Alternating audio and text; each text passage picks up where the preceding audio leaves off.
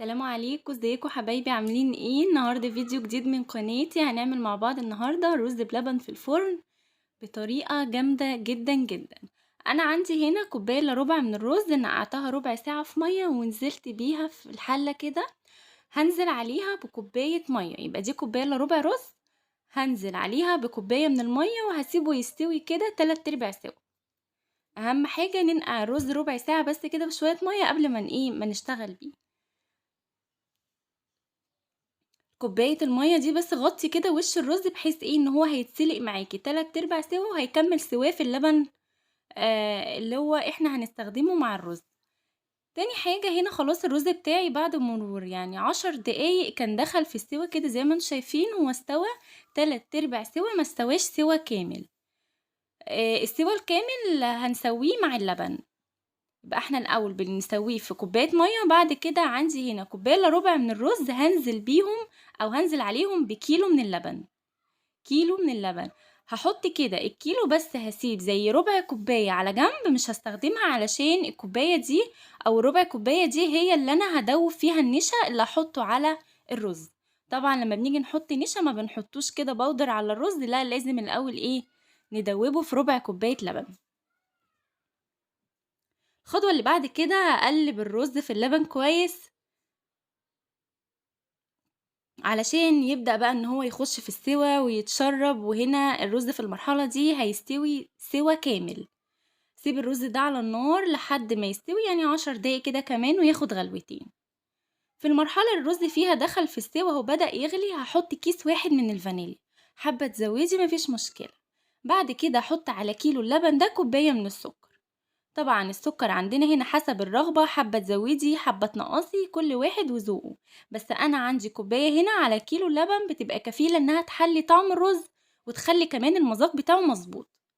ابتدي بقى اقلب كده او ادوب السكر في اللبن، وطبعا مش هياخد منك وقت وانتي بتدوبيه، لان كده كده اللبن بتاعنا وهو سخن بيدوب السكر بسرعة.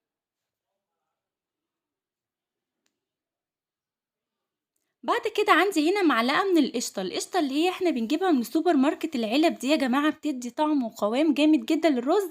بيبقى نفس طعم الرز اللي احنا بنشتريه من بره، من عند بقى الملكي، من عند المحلات اللي هي مشهورة بالرز بلبن الجميل. حطيت كده معلقة واحدة من القشطة. طبعا لو مش عندك القشطة دي ممكن تستخدمي القشطة اللي هي بتبقى موجودة على وش اللبن من فوق. وهبدأ برضو ان انا ادوب القشطة في اللبن، لان هي لما بتنزل على اللبن بتبقى نازلة على شكل ايه، كتلة كده. فابتدي ان انا ادوبها كويس جدا في اللبن علشان تمتزج مع اللبن ومع الرز.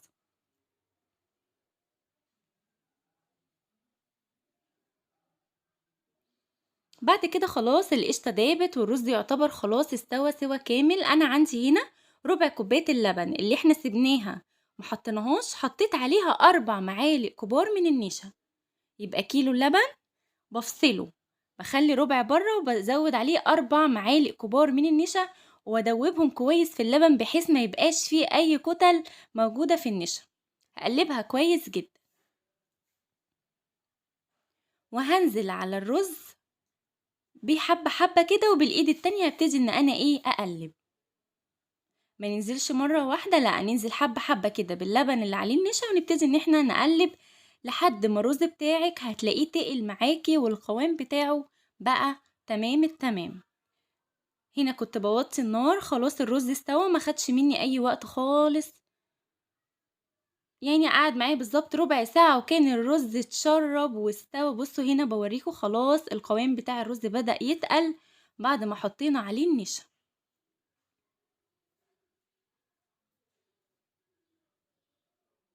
هنشيله بقى من على النار. انا حابة احطه في طواجن وادخل الطواجن دي تحت الشواية تاخد لون، عشان تدي اللون الجميل اللي هو المحمر زي الرز الفرن اللي احنا بنشتريه من بره. طبعا لو مش حابة تحطيه في طواجن ممكن عادي نحطه في اطباق او في كوبايات وما ندخلوش الفرن ونحطه في التلاجة يسقع. هيبقى جميل جدا واحلى طبق رز بلبن ممكن تاكليه. انا عندي ال4 طواجن دول انا هحط فيهم الرز وهدخلهم تحت الشواية بتاعة الفرن لمدة 10 دقايق. بحب الرز الفرن جدا، بيبقى طعمه جميل والوش بتاعه بيبقى حلو كده، وريحة الطواجن حاجة يعني فوق الوصف. بس طبعا كل واحد حسب ذوقه.